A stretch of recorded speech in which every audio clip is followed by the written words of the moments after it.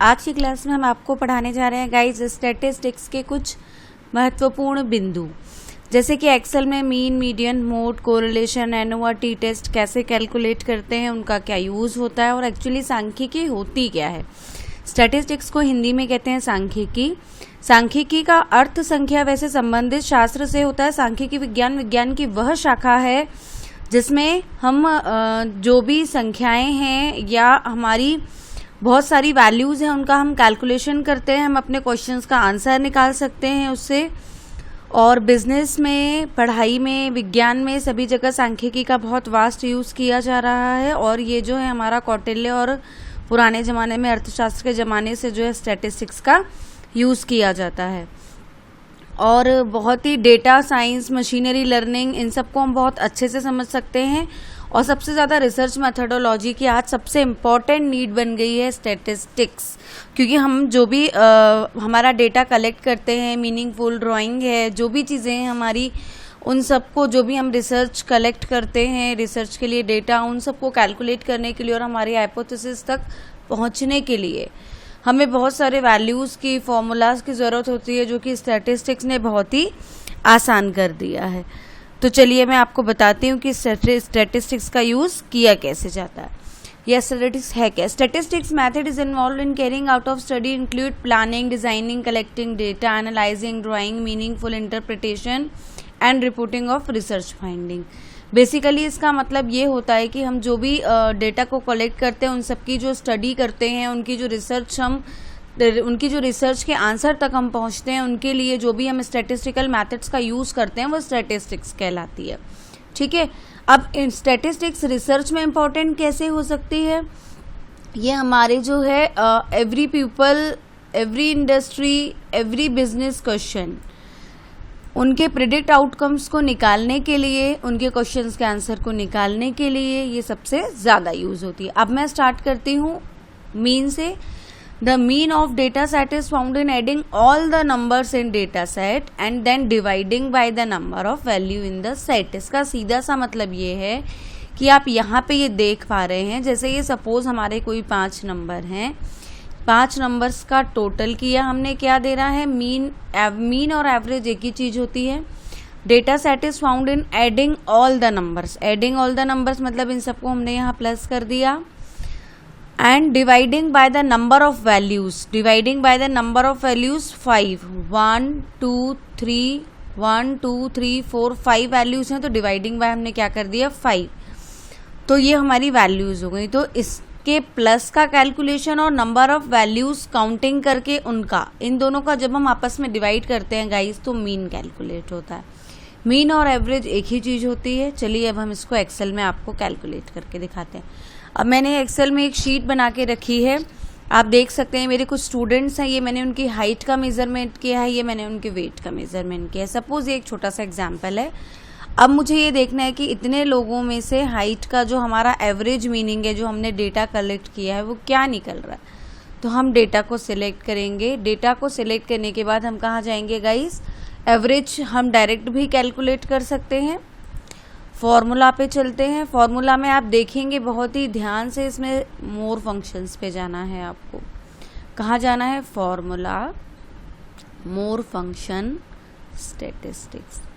Statistics में average पे चलते हैं हम। जैसे ही हम एवरेज पे क्लिक करेंगे, पुराना जो भी हमारा फॉर्मेट है हमने आपको बताया था, रेड की is use for selecting the range anywhere. यहाँ से हमने सेलेक्ट किया, मैंने यहाँ से अपनी पूरी डेटा रेंज ले ली, मुझे कहाँ से कहाँ तक का मीन निकालना है। अब मुझे वापस रेड की पे ही जाना है, ये चीज़ बहुत इंपॉर्टेंट है। ठीक है, और मैं इसको ओके कर देती हूँ और इसको भी क्या कर देती हूँ, ओके कर देती हूँ। ओह सॉरी, कुछ गड़बड़ हो गया। मैं एक बार फिर से आपको दिखाती हूँ। मैंने ये वैल्यूज सेलेक्ट की, या मुझे जहाँ भी आंसर चाहिए मैंने वहाँ पे क्या लगाया, इज इक्वल टू लगाया। मोर फंक्शंस, स्टैटिस्टिक्स, एवरेज, मुझे कहाँ से कहाँ तक का एवरेज चाहिए, ओके। आप देखेंगे मेरा यहाँ पे एवरेज जो है वो क्या हो गया है, कैलकुलेट हो गया है। मैं यहाँ से इसका साइज़ जो है आपको थोड़ा सा बड़ा करके दिखाना चाहती हूँ, ये देखिए। ठीक है, ये आ गया गाइस मेरा एवरेज, या हम कह सकते हैं मीन। ठीक है, मैं ये वाला फॉर्मेट प्रिंटर जो है उठा करके इस पर अप्लाई करती हूँ ताकि आपको क्लियर समझ में आए कि ये वैल्यू जो है ये हमारी मीन निकली है। अब मैं आपको दिखाती हूँ मोड। चलिए पहले मैं आपको बताती हूँ कि मोड होता क्या है। Sorry, median. The median is the middle value. हमारा जो भी एक्चुअली हमारा डेटा है उसकी जो मिडिल वैल्यू है, हमारी सबसे मिडिल वैल्यू। जैसे सपोज हमने यहाँ पे वैल्यूज़ ली हुई हैं कुछ, देखिए आप, if you had an odd number go to step 5। ये देखिए 1 2 3 4 5 6 7 8 9 10 11 नंबर्स हमने लिए हैं। 11 नंबर्स हमने लिए हैं तो ये 5 नंबर हमने यहाँ से कट कर लिए और ये 5 नंबर हमने पीछे से कट कर लिए। मतलब आप यहाँ से भी 1 कट करिए, पीछे से भी 1 कट करिए, फिर यहाँ से 2 कट करिए, यहाँ से भी 2। जो आपकी बीच की वैल्यू आएगी middle value, middle value is the median value. ये तो बात हुई ऑड नंबर की। ऑड नंबर मतलब जैसे 11 हैं, 7 हैं, तो 3 एक तरफ से कट जाएंगे और जो बीच का बचेगा वो हमारी मीडियन वैल्यू। लेकिन अगर हमारे वैल्यूज़ जो हैं इवन नंबर हैं, इवन नंबर होने पे क्या होगा, देखिए 1 2 3 4 5 6 7 8 9 10। अब ये 10 नंबर हैं। 10 नंबर हैं तो हम यदि 4 यहाँ से कट करते हैं तो एक तरफ से 5 करने पड़ेंगे। तो उसके लिए हम दोनों तरफ से इक्वल वैल्यूज़ को कट करते हैं और बीच में 7 और 8 का जो हम निकालते हैं वैल्यू एक्चुअली उनके बीच का, तो वो आ रहा है 7.5। 7 और 8 के बीच की जो वैल्यू होगी वो 7.5 होगी। तो इस केस में जो हमारा इवन नंबर्स में जो होगा वो 7.5 होगा। मतलब बीच के जो दोनों नंबर बचते हैं हमारे, उन दोनों का जो है हम निकालते हैं वैल्यू, तो ये हमारा आंसर आता है। तो ये हो गया हमारा मीडियन। अब मीडियन कैलकुलेट कैसे करते हैं, जैसे मैंने यहाँ पे इज इक्वल टू लगाया, आप इज इक्वल टू नहीं भी लगाएंगे तो भी आ जाएगा गाइस। सीधे फॉर्मूला से फॉर्मूला पे चलते हैं, वापस मोर फंक्शन, वापस स्टैटिस्टिक्स। अब आप इसको स्क्रॉल करेंगे क्योंकि मीडियन एम से स्टार्ट होता है, तो मैं यहाँ से डायरेक्ट आ जाती हूँ एम पे। आप देख सकते हैं यहाँ दिखा रहा है मीडियन रिटर्न्स द मीडियन और the number in the middle of the set of the given number. मैंने मीडियन पे क्लिक किया, वापस मुझे रेंज वही रखनी है, मैंने ओके किया, ये मेरी वैल्यू आ गई। तो मेरा इनमें से जो मिडिल नंबर आ रहा था गाइस, मेरे 23 नंबर हैं। यदि मैं यहाँ से 11 पीछे करूँ और वहाँ से 11 पीछे करूँ तो मेरा जो नंबर है वो 78 एकदम सेंटर में आएगा, मिडिल नंबर आएगा। तो अब मैं आपको उसको भी फॉर्मेट पेंटर लगा के दिखाती हूँ, आप देख सकते हैं। अब मैं यहाँ पे लिख देती हूँ, ये मेरा क्या कैलकुलेट हो गया, मीडियन। अब मैं आपको दिखाती हूँ गाइस मोड। मोड क्या होता है, देखिए इसको भी मैं यहाँ से ब्रश लगा करके फॉर्मेट पेंटर वाला सेट कर लेती हूँ। जैसे मुझे यहाँ मोड निकालना है सेम हाइट की वैल्यू का, तो मैं यहाँ पे इज इक्वल्स टू लगाऊंगी, वापस फॉर्मूला पे जाऊंगी, मोर फंक्शन पे जाऊंगी, स्टैटिस्टिक्स पे जाऊंगी।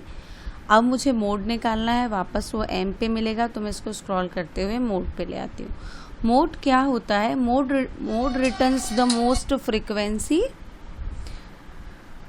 Mode returns the more frequently occurring repetitive value in my array. आप देख सकते हैं, मैं यहाँ पे आपको स्क्रॉल करके दिखाती हूँ। पहले mode, the mode is the number that occurs most often in your data set. Most often का मतलब ये होता है कि वो बार बार हमारे सेट में कोई नंबर रिपीट होता है, उसको हम मोड कहते हैं। जैसे सपोज हमने एग्जाम्पल के लिए ये सीरीज़ ली हुई है, इस सीरीज़ में 2 जो है देखिए एक ही बार आया है, 19 जो है ये एक ही बार आया है। अब जो हमारा ये 99 है ये 2 बार आया है ना। लेकिन जो हमारा 44 नंबर है ये 1 2 3 टाइम्स आया, आप ये देख सकते हैं यहाँ पे ये। तो जो वैल्यू हमारी सबसे ज़्यादा बार हमारी फ्रीक्वेंसी में या हमारे नंबर सीरीज़ में रिपीट होती है उसको हम मोड कहते हैं। तो मोड जो होता है मोर ऑफन अपीयर हमारी लिस्ट में होता है, ज़्यादा से ज़्यादा बार रिपीट होगा, 44 हो रहा है तो हमारा वो मोड कहलाएगा। अब हम इसको कैलकुलेट कैसे करेंगे, मोर फंक्शंस पे जाएंगे, स्टैटिस्टिक्स पे जाएंगे, स्क्रॉल करेंगे, स्क्रॉल करके गाइज हम कहाँ जाएंगे, मोड पे। मोड पे जाने के बाद हमारी ये फ्रीक्वेंसी जो है ये बिल्कुल ऐसे की ऐसे ही रहेगी। इसको हम जैसे ही ओके करेंगे आप नीचे देखेंगे मेरा ये मोड निकल आया। क्यों, क्योंकि मेरा जो है कई बार जो मेरा रिपीट हुआ है ये यही हुआ है। मैं इसको यहाँ से फॉर्मेट पेंटर लगा देती हूँ, आप देख सकते हैं, ठीक है। तो इस तरह से जो है मैंने मोड भी कैलकुलेट कर लिया। अब ऐसा है कि मेरा जैसे कई बार 78 है, मैं अगर यहाँ पे कर दूँ 56, इस वैल्यू को डिलीट करके तो देखिए मेरी ये वैल्यू भी चेंज हो गई, ये वैल्यू भी चेंज हो गई और ये वैल्यू भी चेंज हो गई। तो एक्सेल में सबसे ज़्यादा बेनिफिट ये है कि सपोज आप डेटा कलेक्शन के कोई वैल्यू को कंप्लीट करने के बाद, फॉर्मुलेशन करने के बाद चेंज करना चाहते हैं तो बहुत ही आसानी से आप उसको चेंज कर सकते हैं। जैसे सपोज अब देखिए 69 आ रहा है, अब सपोज 69 कई बार रिपीट हो रहा होगा, नेचुरल सी बात है। तो मेरा यहाँ 69 है, अगर मैं यहाँ पे क्या कर दूँ 57, तो यहाँ देखिए 78 चेंज हो गया। अब अगर मैं 78 को चेंज कर दूंगी तो दूसरी वैल्यू, मेरी ये तीनों वैल्यूज़ लगातार चेंज होंगी गाइस। तो इस तरह से बहुत ही आसान होता है कि हम एक बार फार्मूला कैलकुलेट कर लें और जितने भी बार हम डेटा में चेंजेस करें वो अपने आप ऑटोमेटिकली हमारे स्टैटिस्टिक्स में हेल्प करे कैलकुलेशन करने में। तो रिसर्च मेथडोलॉजी हमारे लिए बहुत ही आसान हो जाती है। तो कैसा लगा आपको आज का वीडियो ज़रूर बताइएगा, लाइक शेयर सब्सक्राइब करना ना भूलें। Thank you so much.